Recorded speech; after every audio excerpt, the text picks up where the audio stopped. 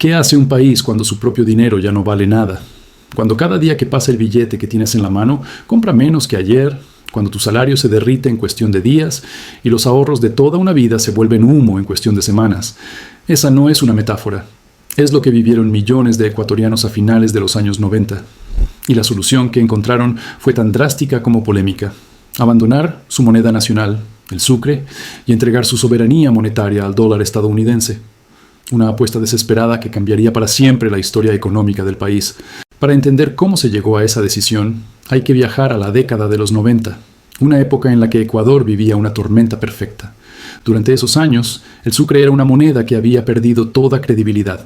La inflación explicada era brutal. Los precios podían subir un 50% o más en un solo año. Los salarios se volvían irrelevantes porque apenas alcanzaban para cubrir lo básico. Y los contratos, los préstamos y hasta las rentas se renegociaban continuamente porque nadie confiaba en que el valor del dinero se mantuviera estable. La situación llegó a su punto más crítico en 1999, con la llamada crisis bancaria. Ese año el sistema financiero ecuatoriano prácticamente colapsó. Más de la mitad de los bancos quebraron o tuvieron que ser rescatados y el gobierno decretó lo que se conoció como el feriado bancario.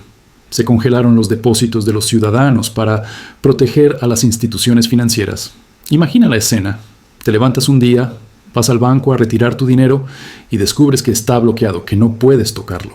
La gente vio sus ahorros secuestrados y en muchos casos nunca los recuperó por completo. Fue el equivalente ecuatoriano al corralito argentino, que vendría poco después.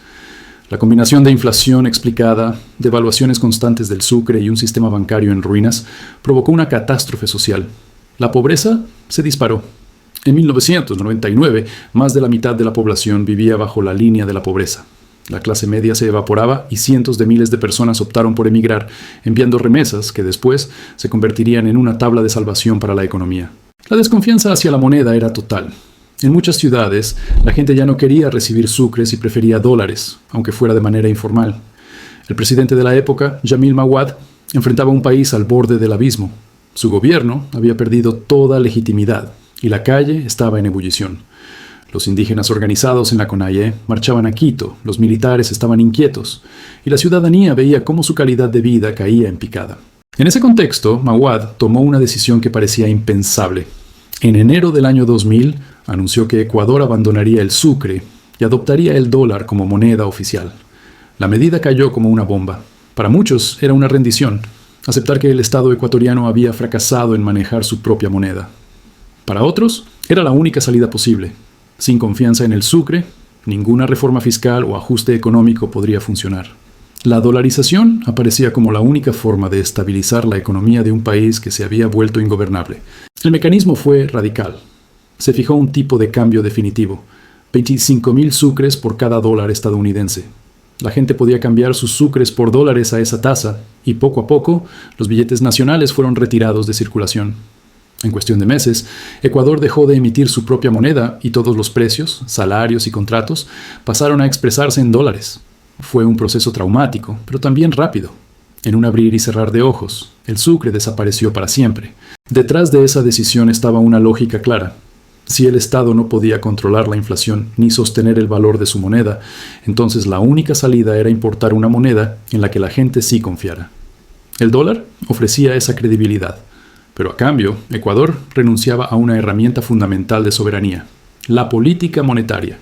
Ya no podía imprimir dinero, ya no podía devaluar su moneda para ganar competitividad, ya no podía usar el Banco Central como amortiguador de crisis. Cada dólar que circula en Ecuador tiene que entrar por exportaciones, por remesas o por deuda externa. En otras palabras, estabilidad a cambio de dependencia. Esa fue la apuesta de Ecuador en el año 2000. Una apuesta que, 2 décadas después, sigue marcando la vida de millones de ecuatorianos y que plantea una pregunta incómoda para toda América Latina. ¿Vale más tener soberanía monetaria aunque tu moneda no valga nada, o entregar esa soberanía para recuperar estabilidad? Cuando Ecuador decidió dolarizarse, el impacto fue inmediato.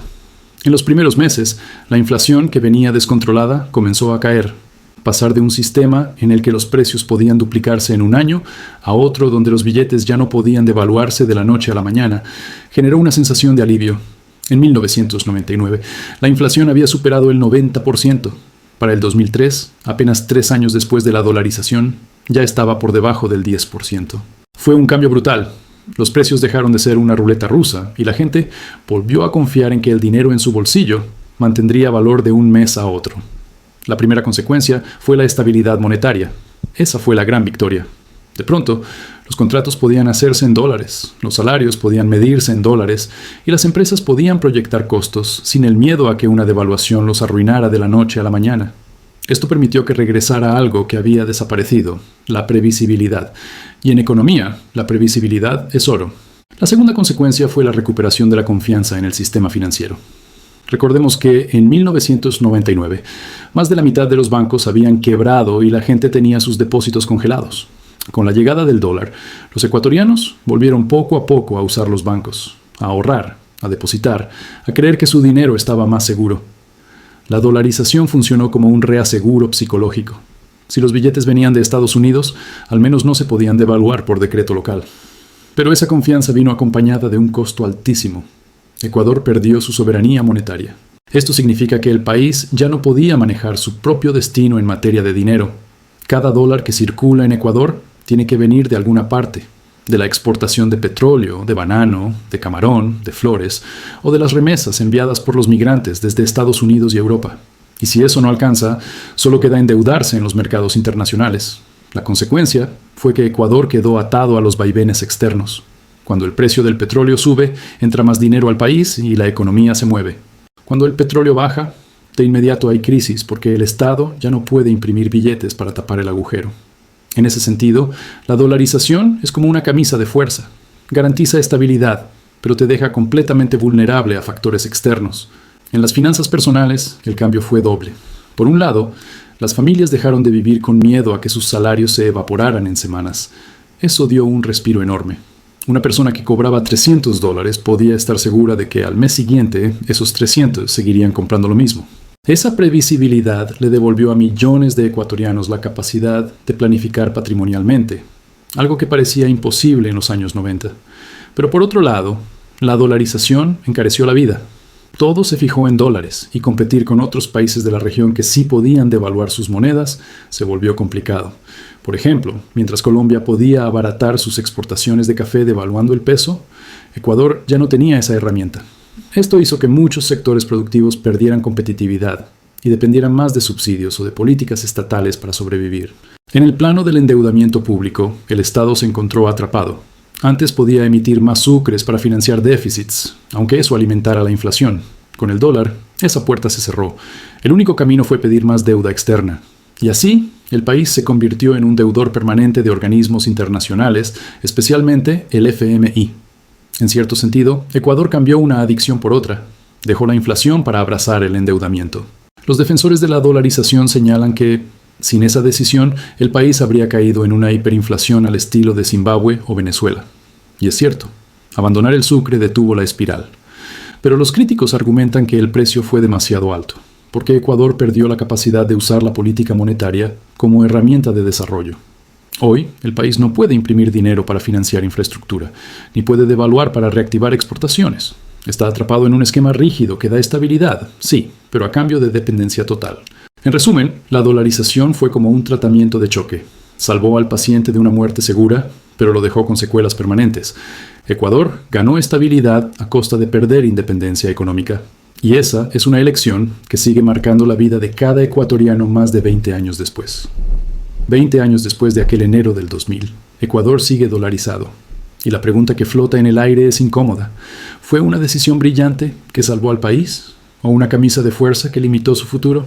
La respuesta depende de a quién le preguntes. Para los ciudadanos comunes, la gran ventaja fue la inflación controlada. Ecuador dejó de vivir la pesadilla de precios que cambiaban todos los días. Las familias pudieron recuperar cierta tranquilidad y planificar patrimonialmente a mediano plazo. La gente confía en que sus ahorros en dólares no se esfumarán de la noche a la mañana por un decreto del gobierno. En ese sentido, la dolarización le dio a la población algo que parecía imposible en los años 90, estabilidad. Pero la otra cara es la pérdida de soberanía económica. Ecuador ya no puede usar la política monetaria para estimular su economía en tiempos de crisis.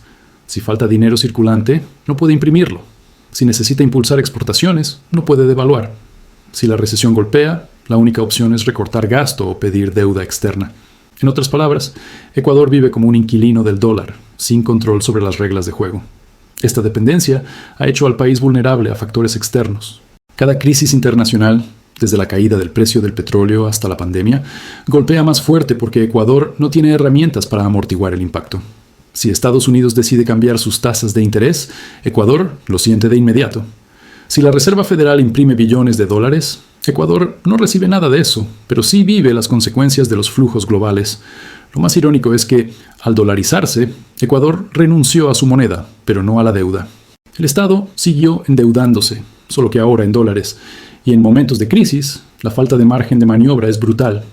En 2020, durante la pandemia, Ecuador tuvo que renegociar parte de su deuda externa porque simplemente no podía pagarla.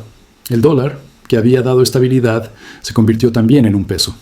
Comparar con otros países ayuda a poner las cosas en perspectiva. Argentina, por ejemplo, enfrentó una crisis similar en 2001, pero eligió mantener el peso, aunque pegado al dólar por un tiempo. El resultado fue un colapso estrepitoso cuando esa convertibilidad se volvió insostenible. Venezuela eligió el camino opuesto, imprimir dinero sin control. El resultado fue una de las hiperinflaciones más destructivas de la historia moderna. Ecuador, en cambio, sacrificó su moneda nacional y aceptó vivir bajo las reglas de otro. Evitó el colapso total, pero pagó el precio de la dependencia. Hoy, más de 2 décadas después, la dolarización sigue siendo un tema de debate. Para algunos es un éxito. La inflación se mantiene baja, el país no ha tenido crisis monetarias como antes y la confianza en el sistema financiero es mayor. Para otros es un fracaso.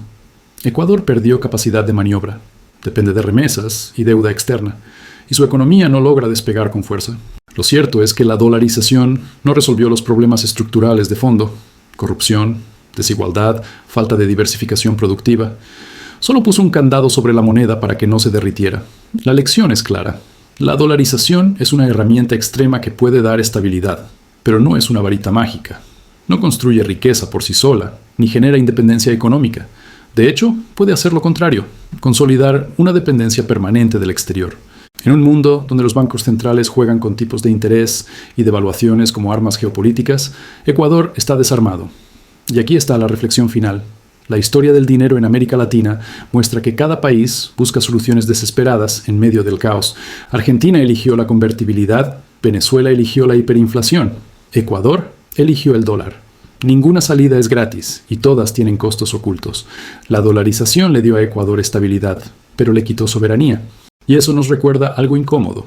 En economía, nada es gratis. Cuando un país entrega el control de su moneda, entrega parte de su futuro. La historia no se repite. Pero si no la entiendes, te aplasta igual. Los que ignoran la historia vuelven a pagar la factura. Si no quieres ser uno de ellos, suscríbete.